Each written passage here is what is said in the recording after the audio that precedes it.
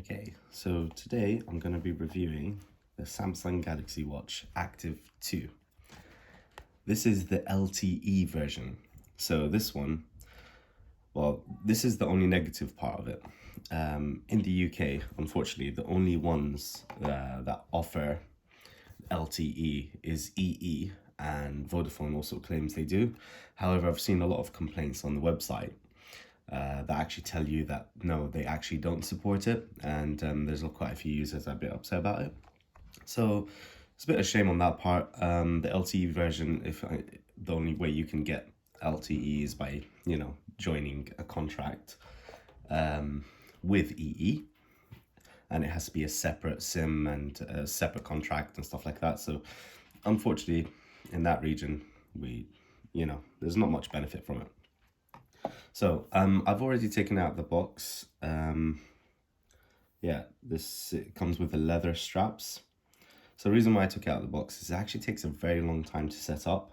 It took me over 15 to 20 minutes to set this device up. It also asks for an upgrade, which is it's a bit mundane to first start with a watch and take 25 minutes to 30 minutes just to try and get it to operate.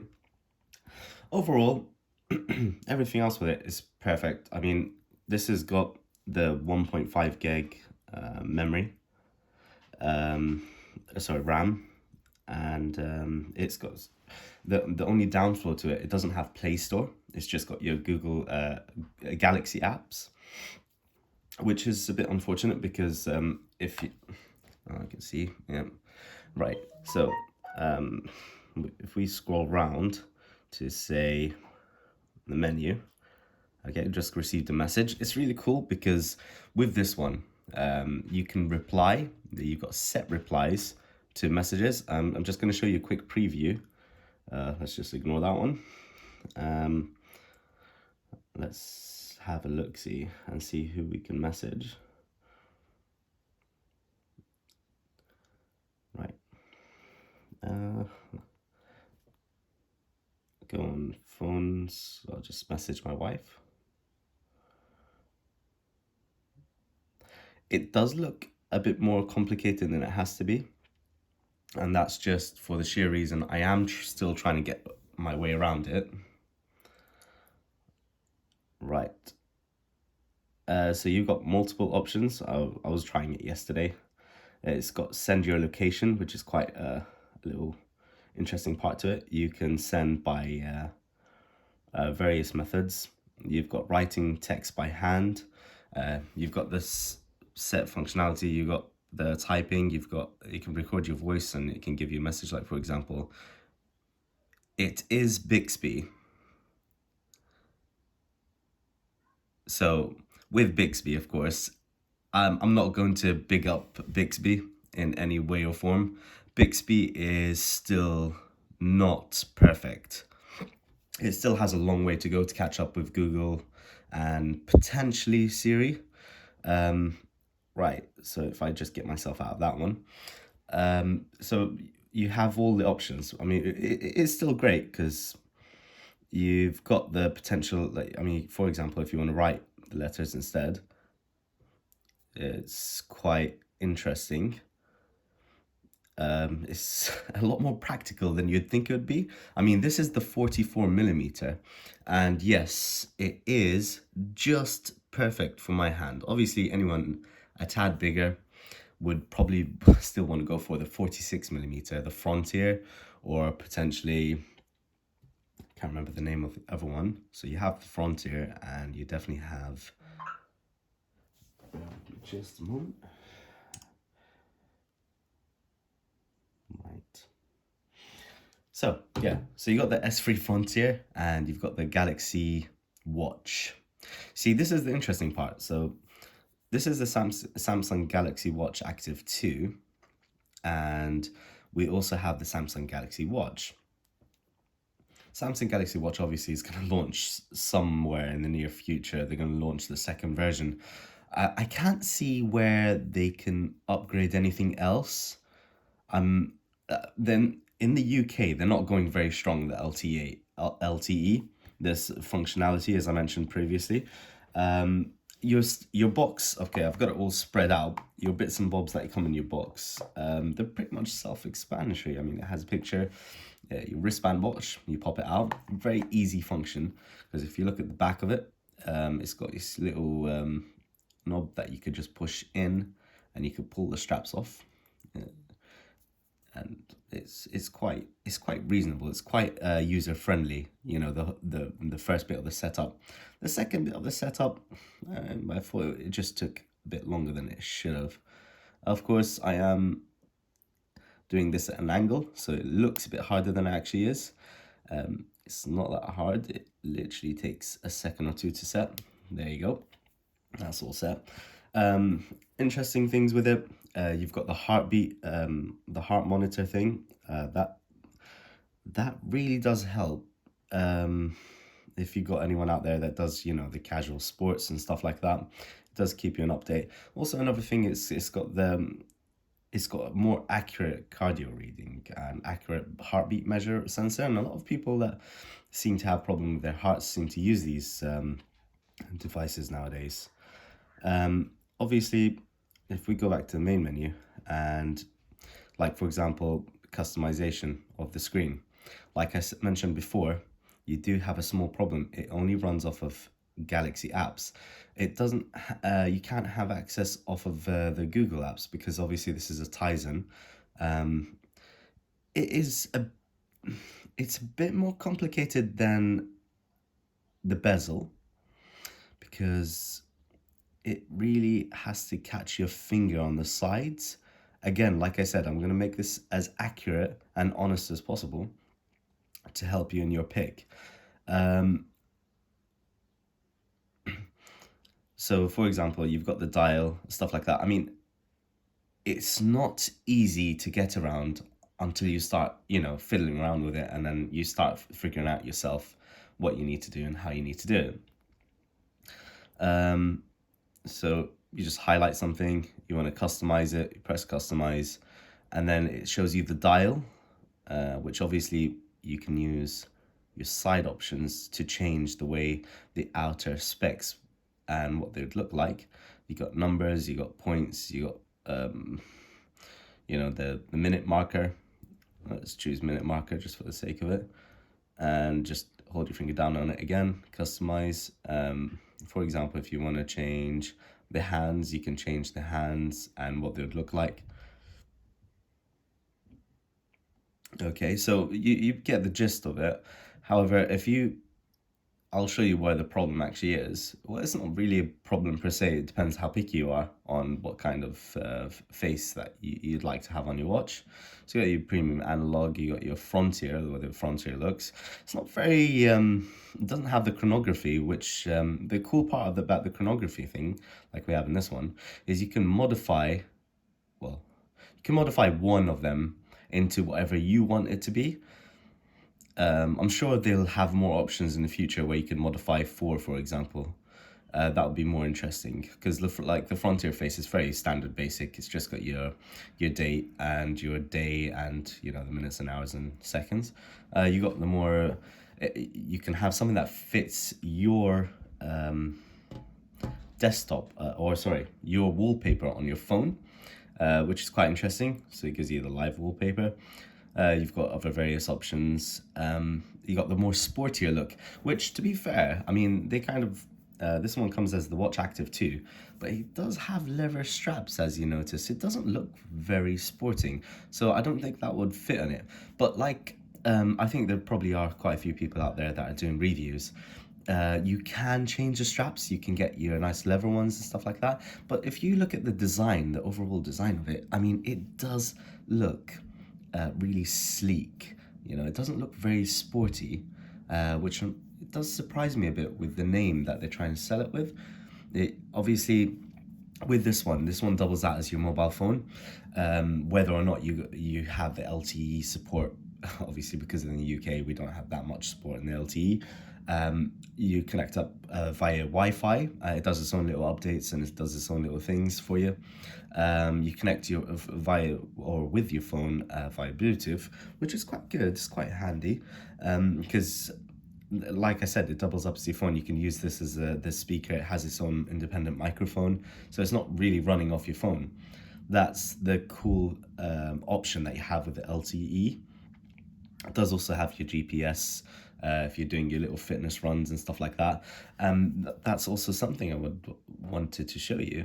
This is the interesting part. This is where I said that it does have a little bit of more of a complication because you only have your Google stuff. I was having a glance at it yesterday. Obviously, I did take it out of its package yesterday because I somehow knew usually when you buy a new phone, you got the whole setup process. And to be honest with you, once you get your new phone, and it's pretty straightforward, it's just the next thing. And, you pick your own things.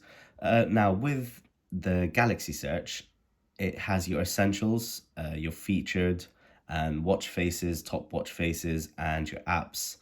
And you have another interesting thing is just if you don't want to do the whole small watch screen thing, you could just show it on your phone. If you go back to, like, for example, featured editors picks, it's got your calculator first thing. Not the very first thing you want to download on a smartwatch. Well, saying smartwatch, yeah, maybe calculator does fit with the name.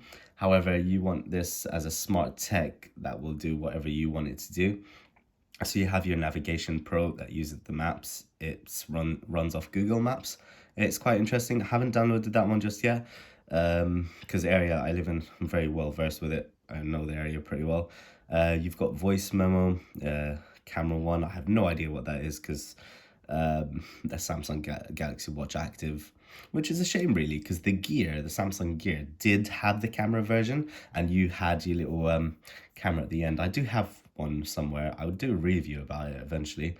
It is very old, but to be fair, I mean, it had quite a few options on it. It's quite a decent thing. I mean, the only thing that's missing between this one and the old one is like the LTE version that kind of would have topped it out to its max because, you could do pretty much everything with it. Of course, it didn't have your heartbeat measure. It wasn't, and even if it did, it wouldn't be that accurate because it was old technology. I mean, this one is kind of state of the art technology, to be fair, with this heart rate thing. And talking about the heart rate measure, this one's actually quite interesting. This one does multiple options on the heart reading. So you can do like every 10 minutes while you sat down, or you could do it continuously, or you could do it, based on an in command. Right, so I was talking about the Galaxy Shop. Okay, so going back, so you got your two buttons here. Okay, so this is your back and this is your home screen. So obviously we want to go back to our home screen, go on the Galaxy Store and have a look. So it's got Gear Browse, it's got Find My Car. I'm not sure what kind of car you'd have to have for your Samsung Watch to find you or what it'll do when it finds it. But yeah, that'll be interesting to see. I could do a review about it in the near future. You got temperature apps, PDF reading. This one's quite interesting actually. Not that one, sorry. Let's go back. You've got your smartwatch translate. I mean, you could say words into it and it kind of translates it for you into the language that you want, which is really interesting for a thing. But as you can see, because it's Galaxy apps, that comes to an end there. There's not really much selection, to be fair. It's a shame, really. I mean, if they relied on Google apps, I mean, there would have been a lot more thing. Obviously, they need to be catered to fit this, because this is another problem I found. I downloaded YouTube yesterday on this app. Let's go and find it. So let's go on back on our home screen, scroll across, and let's use the bezel. So what's there for? Let's go for that. And once, like, for example, if you play a song, let's pick a song. Right, text by hand. This is the interesting part. Let's put something by Stormzy. So there's TSDORMZ.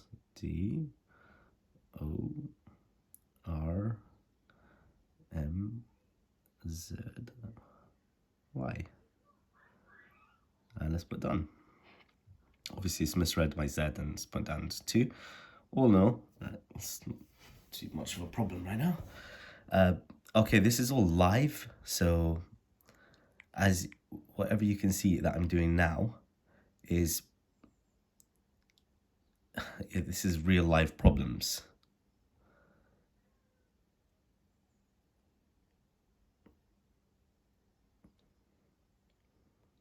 Oh, see, this is another problem. If you've got big fingers, or if you've got a problem with small screens, this watch, it really isn't for you.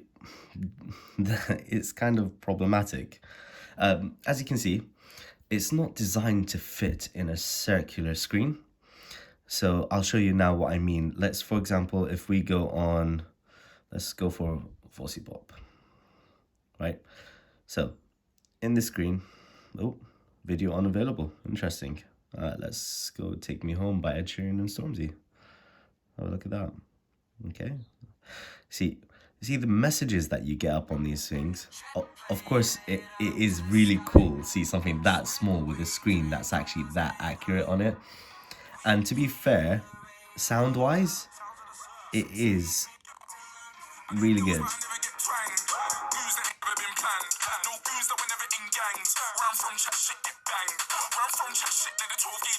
Right, let's keep this as moderate as possible. Exiting on the swear words. And if you go back, if you have a look, you know your standard privacy message from Google. Obviously, you got already agreed, and then here is like I think it's read or something like that. Obviously, you can't pick it because it's a circular screen. They need to do a bit more to adjust these options. As for that, I mean, it's still pretty cool that you get YouTube on it, bearing in mind there's one or two problems that we're facing at the moment. Apart from that, I mean, you've got all your access. You got your access to emails, your calendar, your alarms. Bixby is helpful. You just have to be very clear with it. For example, Bixby.